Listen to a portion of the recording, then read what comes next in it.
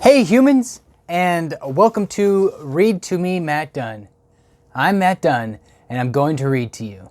As you can see, I'm in a very new situation, new setup. I said a couple of videos ago that I moved rooms, and here we are. I'm still moving things around, but you know, I'm gotta keep pushing, right? You can't stop, won't stop for no one. So, we're reading Pride and Prejudice by Jane Austen. We're on chapter 42. 42, everybody. Chapter 42. Had Elizabeth's opinion been all drawn from her own family, she could not have formed a very pleasant picture of conjugal felicity or domestic comfort. Her father, captivated by youth and beauty, that appearance of good humor which youth and beauty generally give, had married a woman whose weak understanding and illiberal mind had very early in their marriage put an end to all real affection for her.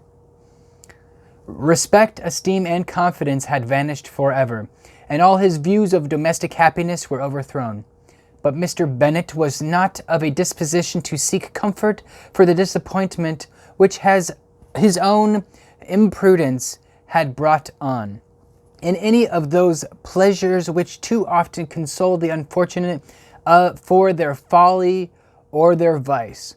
He was fond of the country and of books. He was fond of the country and of books, and from these tastes had arisen his principal enjoyments. To his wife he was very little otherwise indebted than as her ignorance and folly had contributed to his amusement. This is not the sort of happiness which a man would in general wish to owe to his wife, but where other powers of entertainment are wanting, the true philosopher will derive benefit from such as are given. Elizabeth, however, had never been blind to the impropriety of her father's behavior as a husband. She had always seen it with pain, but respecting his abilities and grateful for his affectionate treatment of herself, she endeavored to forget what she could not overlook and to banish from her thoughts that continual breach of conjugal obligation and decorum which, in exposing his wife to the contempt of her own children, was so highly reprehensible. But she had never felt so strongly as now the disadvantages which must attend the children of so unsuitable a marriage, nor ever been so fully aware of the evils arising from so ill-judged a direction of talents which, rightly used, might at least have preserved the respectability of his daughters, even if incapable of enlarging the mind of his wife. Yeah, we get it. When Elizabeth had rejoiced over Wickham's departure, she found little other cause for satisfaction in the loss of the regiment. Their parties abroad were less varied than before, and at home she had a mother and sister whose constant repining at the dullness of everything around them threw a real gloom over their domestic circle, and though Kitty might in time regain her natural degree of sense, since the disturbers of her brain were removed, her other sister, from whose disposition greater evil might be apprehended, was likely to be hardened in all her folly and assurance by a situation of such double danger as a water place and a camp. Upon the whole, therefore, she found what has been sometimes found before, that an event to which she had looked forward with impatient desire did not, in taking place, bring all the satisfaction she had promised herself. It was constantly necessary to name some other period for the commencement of actual felicity, to have some other point on which her wishes and hopes might be fixed, and by again enjoying the pleasure of anticipation, console herself for the present and prepare for another disappointment. Her tour to the lakes were now the object of her happiest thoughts. It was her best consolation for all the uncomfortable hours which the discontentedness of her mother and Kitty made inevitable, and could she have included Jane in the scheme, every part of it would have been perfect. But it is fortunate, thought she, that I have something to wish for. Were the whole arrangement complete, my disappointment would be certain. But here, my carrying with me one ceaseless source of regret in my sister's absence. I may reasonably hope to have all my expectations of pleasure realized. A scheme of which every part promises delight can never be successful. And general disappointment is only warded off by the defense of some little particular vexation. I said that word right. When Lydia went away, she promised to write very often and very minutely to her mother and Kitty, but her letters were always long expected and always very short. Those to her mother contained little else than that they were just returned from the library, where such and such officers had turned from the where such and such officers had attended them, and where she had seen such beautiful ornaments as made her quite wild. That she had a new gown, or a new parcel, which she would have described more fully, but was obliged to leave off in a violent hurry, as Mrs. Forster called her, and they were going to the camp. And from her correspondence with her sister, there was still less to be learned from her letters to Kitty, though rather long, were much too full of lines under the words to be made public. Whatever that means, am I right? After the first fortnight of 3 weeks of her absence, health, good humor, and cheerfulness began to reappear at Longbourn. Everything wore a happier aspect. The families who had been in town for the winter came back again, and summer finery and summer engagements arose. Mrs. Bennet was restored to her usual curulness serenity, and by the middle of June, Kitty was so much recovered as to be able to enter Meryton without tears. An event of such happy promise as to make Elizabeth hope that by the following Christmas she might be so tolerably reasonable as not to mention an officer above once a day, unless by some cruel and malicious arrangement at the War Office another regiment should be quartered in Meryton. Hallelujah, sisters! The time fixed for the beginning of their northern tour was now fast approaching, and a fortnight only was wanting of it, when a letter arrived from Mrs. Gardiner, which at once delayed its commencement and curtailed its extent. Mr. Gardiner would be prevented by business from setting out till a fortnight later in July, and must be in London again within a month. And as that left too short a period for them to go so far and see so much as they had proposed, or at least to see it with the leisure and comfort they had built on, they were obliged to give up the lakes and substitute a more contracted tour. Boop, ba-doop, boop, boop, ba-doop, boop. And according to the present plan, were to go no farther northward than Derbyshire. In that country there was enough to be seen to occupy the chief of their 3 weeks, and to Mrs. Gardiner it had a particularly strong attraction. The town where she had formerly passed some years of her life, and where they were now to spend a few days, was probably as great an object of her curiosity as all the celebrated beauties of Matlock, Chatsworth, Dovedale, or the Peak. The Peak! The Peak! Elizabeth was excessively disappointed. She had set her heart on seeing the lakes, and still thought there might have been time enough, but it was her happiness to be satisfied, and certainly her temper to be happy, and all was soon right again.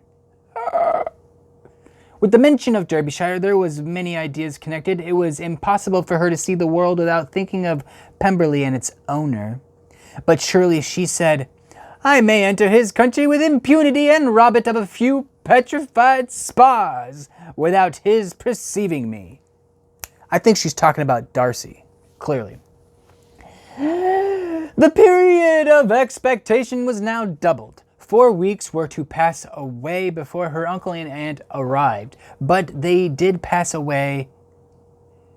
The weeks passed away. They did pass away. Mr. and Mrs. Gardiner, with their 4 children, did at length appear at Longbourn.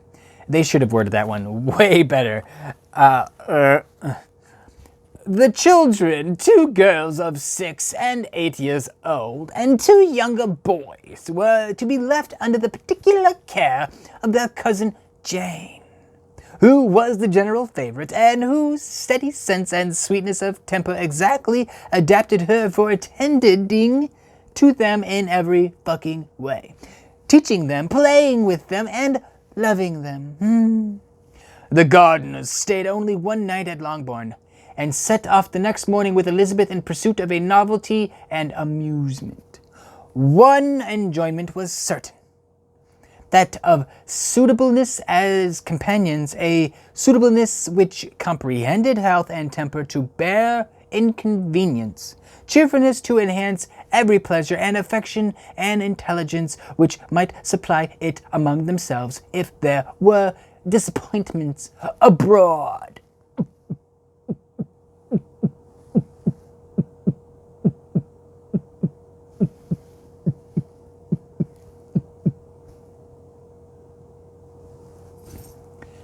It is not the object of this week to give a description of Derbyshire, of this work to give a description of Derbyshire, nor of any of the remarkable places through which their route thither lay. Oxford, Blenheim, Warwick, Kenilworth, Birmingham, etc. are sufficiently known.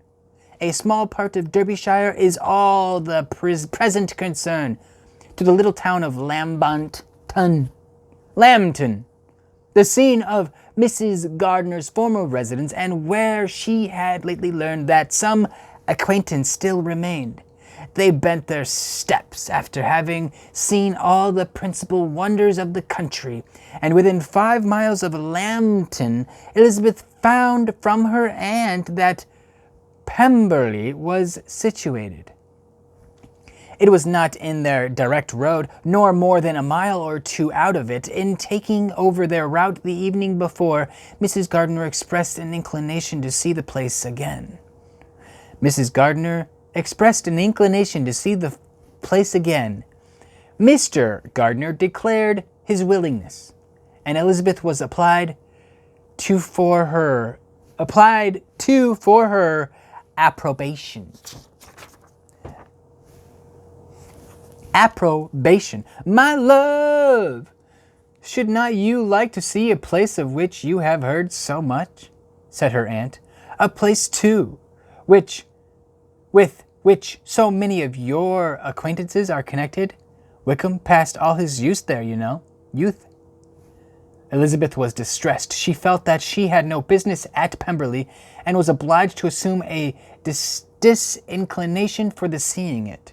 She must own that she was tired of great houses. After going over so many, she really had no pleasure in fine carpets or satin curtains. Mrs. Gardiner abused her stupidity.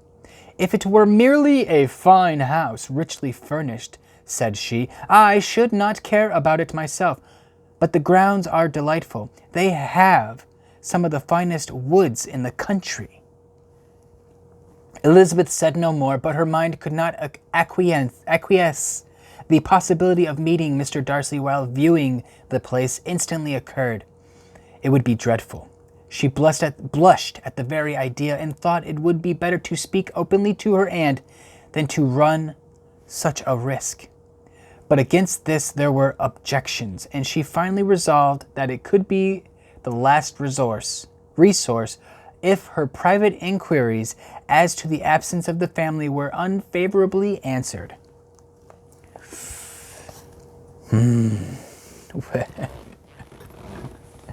Accordingly, when she retired at night, she asked the chambermaid whether Pemberley were not a very fine place, what was the name of its propriety, and, with no alarm, whether the family were down for the summer.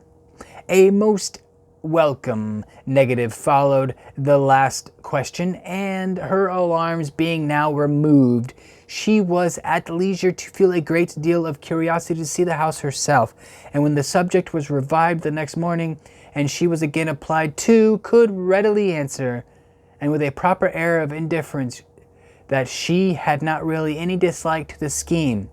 To Pemberley, therefore, they were to go. What a chapter. A lot of hoopla and whatnots going on in there.